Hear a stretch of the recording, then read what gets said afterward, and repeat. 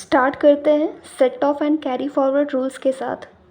Exam में इसका कोई डायरेक्ट क्वेश्चन तो नहीं पूछा जाता है, लेकिन कुछ चैप्टर्स जैसे कि पीजीबीपी या डीटीएए के क्वेश्चंस में इसके रूल्स का एप्लीकेशन मिल जाता है। एमसीक्यूज़ में भी आईसीआई इसके रूल्स को टेस्ट कर सकती है। पहला हेड है सैलरी। सैलरी में लॉस पॉसिबल नहीं है, इसीलिए सेट ऑफ या फिर कैरी फॉरवर्ड रूल्स भी एप्लीकेबल नहीं होगा। अब बात करते हैं दूसरी हेड हाउस प्रॉपर्टी लॉस के बारे में। इसे दो पार्ट्स में बात करते हैं। पहला है सेट ऑफ एंड दूसरा है कैरी फॉरवर्ड। सेट ऑफ करने के लिए मतलब कि लॉस को सेट ऑफ करना है करेंट ईयर। ये खुद के हेड से यानी कि हाउस प्रॉपर्टी लॉस को हाउस प्रॉपर्टी के इनकम से सेट ऑफ किया जाता है। इसके लिए कोई मॉनेटरी लिमिट नहीं है, लेकिन जहाँ हाउस प्रॉपर्टी के लॉस को अदर हेड से सेट ऑफ करना हो जैसे कि सैलरी, पीजीबीपी, आईएफएस एक्सेट्रा, तो उसके लिए 2 लाख का लिमिट है, यानी कि खुद के हेड से यानी कि हाउस प्रॉपर्टी के इनकम से सेट ऑफ करना है तो फिर कोई रेस्ट्रिक्शन नहीं है। लेकिन वहीं अदर हेड के साथ सेट ऑफ करना हो तो फिर 2 लाख का रेस्ट्रिक्शन होता है। सेकेंड पार्ट है कैरी फॉरवर्ड के लिए।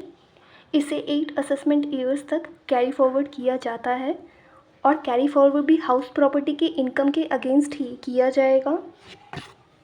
फॉर एग्ज़ाम्पल लॉस है असेसमेंट ईयर 25-26 का, सिंपली इसमें ऐड करना है 8 ईयर्स, फिर आ जाएगा 33-34। तीसरी हेड है कैपिटल लॉस, जिसमें कि long term capital loss and short term capital loss आता है। फोकस करते हैं शॉर्ट टर्म कैपिटल लॉस में। पहला पार्ट है सेट ऑफ एंड दूसरा पार्ट है कैरी फॉरवर्ड का। सेट ऑफ के लिए इसे सेट ऑफ किया जाता है लॉन्ग टर्म कैपिटल गेन या फिर शॉर्ट टर्म कैपिटल गेन की इनकम के साथ। कैरी फॉरवर्ड रूल्स में भी सेम ही है, मतलब कि लॉन्ग टर्म कैपिटल गेन या फिर शॉर्ट टर्म कैपिटल गेन की इनकम के साथ इसे कैरी फॉरवर्ड किया जाएगा। 8 असेसमेंट ईयर तक इसे कैरी फॉरवर्ड किया जाता है। अब जहाँ बात करें कि लॉन्ग टर्म कैपिटल लॉस के बारे में, इसे सेट ऑफ किया जाएगा खुद के ही इनकम के साथ यानी कि लॉन्ग टर्म कैपिटल गेन के साथ। सेट ऑफ कैरी फॉरवर्ड में भी सेम ही है, इसे कैरी फॉरवर्ड किया जाता है लॉन्ग टर्म कैपिटल गेन के साथ ही। 8 असेसमेंट ईयर्स तक इसे कैरी फॉरवर्ड करने को मिलेगा। समराइज़ किया जाए तो फिर long term capital loss set of होता है लॉन्ग टर्म कैपिटल गेन या फिर शॉर्ट टर्म कैपिटल गेन के साथ, और कैरी फॉरवर्ड होता है लॉन्ग टर्म कैपिटल गेन या फिर शॉर्ट टर्म कैपिटल गेन के साथ। लेकिन लॉन्ग टर्म कैपिटल लॉस ये खुद के हेड से खुद के सोर्स से यानी कि लॉन्ग टर्म कैपिटल गेन के साथ ही सेट ऑफ या फिर कैरी फॉरवर्ड होता है। चलते हैं फोर्थ हेड पर, जो कि है इनकम फ्रॉम अदर सोर्स। पहला पार्ट है सेट ऑफ का।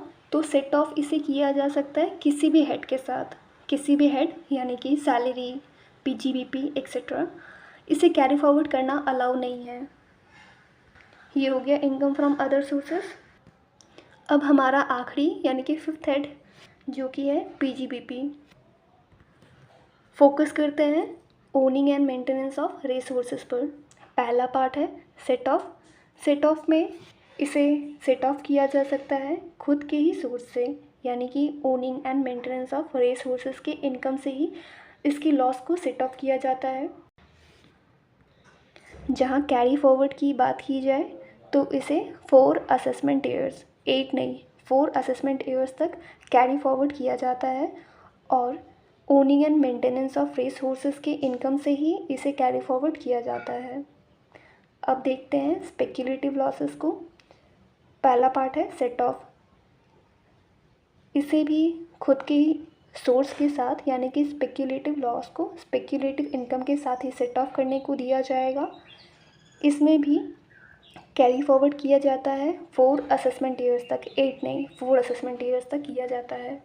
और इसकी लॉस को कैरी फॉरवर्ड भी सेम सोर्स से किया जाएगा यानी कि स्पेक्युलेटिव इनकम के साथ ही इसे भी कैरी फॉरवर्ड किया जाएगा।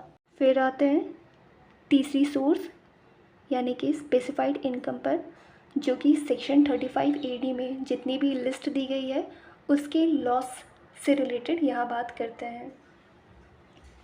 पहला पार्ट है सेट ऑफ का। इसे सेट ऑफ किया जा सकता है सिर्फ स्पेसिफाइड इनकम से यानी कि 35AD में जितनी लिस्ट दी गई है उसके इनकम के साथ इसके लॉस को सेट ऑफ किया जा सकता है।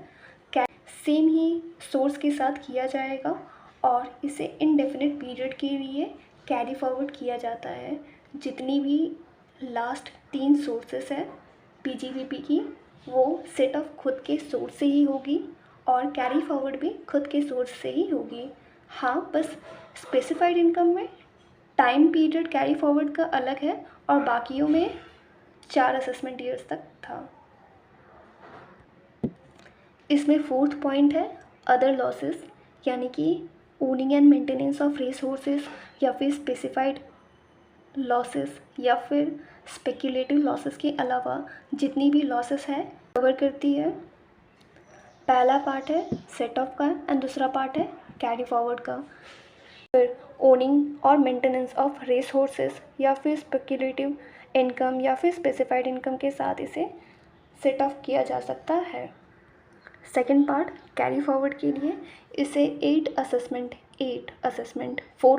ईयर नहीं 8 असेसमेंट ईयर्स तक इसे कैरी फॉरवर्ड किया जाता है और इसे बिजनेस इनकम के साथ ही कैरी फॉरवर्ड किया जाएगा। मतलब कि इस बिजनेस लॉस को ना ही स्पेक्यूलेटिव इनकम या फिर owning and maintenance of resources के इनकम सेट ऑफ में इसे किसी भी हेड या फिर किसी भी सोर्सेज के साथ सेट ऑफ किया जा सकता है सैलरी के अलावा। यानी कि जहाँ कोई बिज़नेस लॉस है, सपोज़ कोई बिज़नेस है जैसे कि गारमेंट्स का हो गया, तो फिर उसके लॉस को सेट ऑफ किया जा सकता है किसी भी इनकम से या फिर किसी भी सोर्स से। यानी कि सैलरी को छोड़कर किसी भी इनकम जैसे कि house property, income from other sources या फिर लॉन्ग टर्म या फिर शॉर्ट टर्म कैपिटल गेन या फिर एडी के इनकम के साथ कैरी फॉरवर्ड नहीं करने मिलेगा। सिर्फ अदर बिजनेस इनकम जैसे कि जो गारमेंट बिजनेस की लॉस है तो उसे गारमेंट बिजनेस के इनकम के साथ ही कैरी फॉरवर्ड करने को दिया जाता है।